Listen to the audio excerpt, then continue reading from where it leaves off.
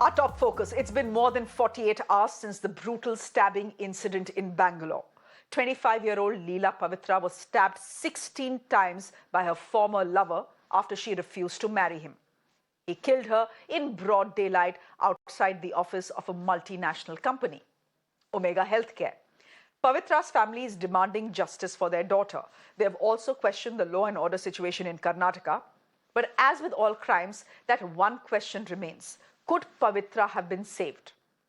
Turns out she had approached cops in her home state, Andhra Pradesh, through a women's safety app. She had complained of harassment by the accused, but instead of taking the man to task, cops asked her to strike a compromise. And this is not a one-off case. Most police officers prefer to strike compromises instead of taking action. But these compromises are temporary fixes that inevitably lead to tragedy in the end, like they did for Pavithra. Let me go straight across to my colleague, Neha, who's joining us from Bangalore. Neha, there is information now coming in since yesterday that in Andhra Pradesh, where Leela belongs to, she had actually filed a complaint on an app which is specifically designed for women who are being harassed. And yet, what do cops in Andhra Pradesh do? They ask her to strike a compromise. Yes. In the end, this ended up very badly for Leela.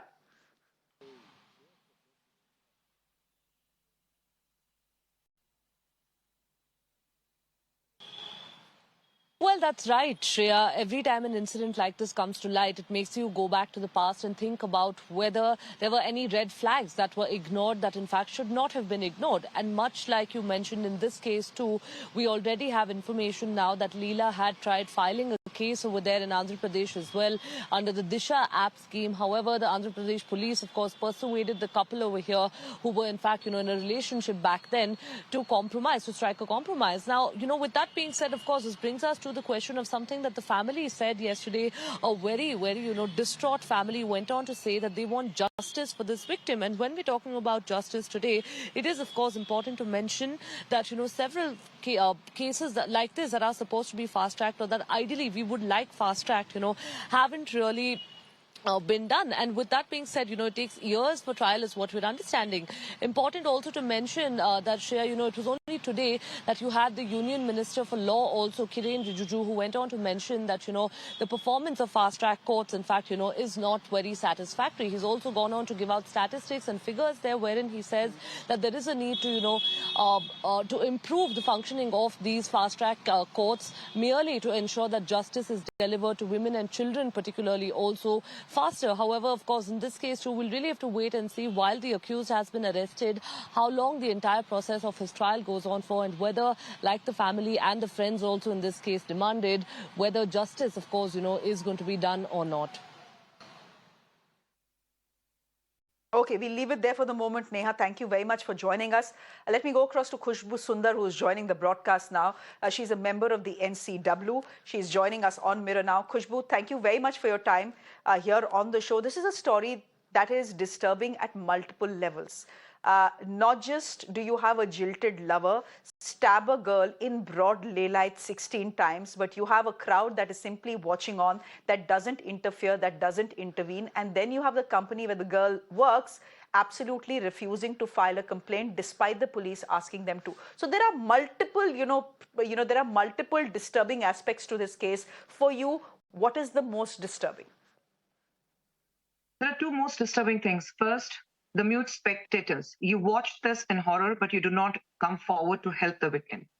Secondly, the most shocking thing is the company where this girl was working. They refused to file a case despite the cops approaching them. This is a failure not only about the cops, but it's also a huge failure as a part of the people of this country who have watched this girl being stabbed multiple times, 16 times at that in broad daylight, and you don't even come forward to help a victim. So where are we heading? Probably the cops in Andhra Pradesh, they had asked the girl to compromise. The jilted lover was there, go for a compromise, or they didn't look into the case properly. They thought it's just one of the cases which might fizzle out after a while. But when this incident happened, there were people on the streets who were watching this. What happened to their senses? What happened to their thinking abilities? I mean, are they saying that It does not happen to me. It's not one of my family members. So I'm going to be a mute spectator to this. What happens to their basic consciousness and say that, no, this woman is in trouble and I'm going to help her. I'm going to come in. What happened to the people of this country is what I would like to know, especially in a metropolitan city like Bangalore. What happened to them? Khushbu, for me, what is also disturbing is the way in which the company in which this girl used to work, Leela used to work, has reacted. In fact, yesterday night I saw an email from them to me saying that what we have been doing is misreporting facts. They haven't specified what facts have been misreported, but they say we have misreported facts. Fact is that here is a man who's carrying a knife, who's allowed to enter your premises. There was security. What was your security doing? This man was carrying a knife. Had he been detected at that point of time, maybe Leela would have been alive today. Secondly, this incident didn't happen in your premises. Doesn't mean that you have no responsibility. It happened right outside your premises. Your security guards were watching. This was clearly a troublesome man because the police has a video that's clearly showing that she's telling him, I don't want to speak to you, go away. And yet you have the security that doesn't interfere. Anyhow, she walks out of the premises. She's stabbed 16 times. Are we to believe that no one from her company's security was watching this? Did they not have the basic decency to even call the police? I'm just thinking to myself that no one, absolutely no one, wanted to take responsibility for what happened to Leela.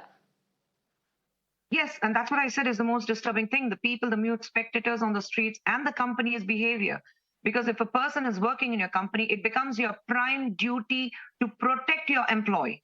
And that is what the employer has to do. When you sign the documents, when you're working for a company, you sign these documents where you say that you become a prime responsibility. And here, you're just washing your hands off. The company is washing your hands off. There's a complete lapse in the security system where a man can enter your premises with a knife. And there's a girl who is stabbed 16 times right outside your premises at your gate. And you have your security department who's, again, watching in horror and not coming forward to help the girl or to apprehend the boy who has committed this crime. I mean, what is the company doing? What are the people doing? And this is what I ask. We will come to the police and we'll come to the judiciary later. We have heard what our Law and Justice Minister Srikakulam said in Bangalore today. And he said that these kind of cases needs to be fast-tracked. But then the cases come later. Here you have people who have been watching this happen in front of their naked eyes, yet nobody came forward to help this kid. I'm saying, what is happening to the people of this nation? Why are they not coming forward? Are they so busy with their work? Are they so busy in making money? Are they so busy that they're compromising on their conscience? They're compromising on their basic sense of being a human? What is happening to them? Khushbu, our reporters have been speaking to the family, to Leela's friends as well. And it's being pointed out that the man has been arrested. Dinakar has been arrested, the man who stabbed Leela 16 times. But that's hardly closure, because we understand that if for a case like Nirbhaya, it took forever for her rapists and killers to hang, that's exactly how it's going to play out in this case as well. And fast-track courts are anything but fast-track. What do you do? There is never a sense of closure. This is just punishment by process for the victim's family, that they go to court every year, year on year, every day, and yet it is only after a long 11 or a 12-year-old fight that they will see their daughter's rapists and killers being hanged. Yes, we definitely do understand that we have that basic problem in our country, and that is why Kiran Rijiju has spoken about this. And I'm sure that the government of India is going to take measures and make sure that we have fast track, and how we move forward is what we have to look at.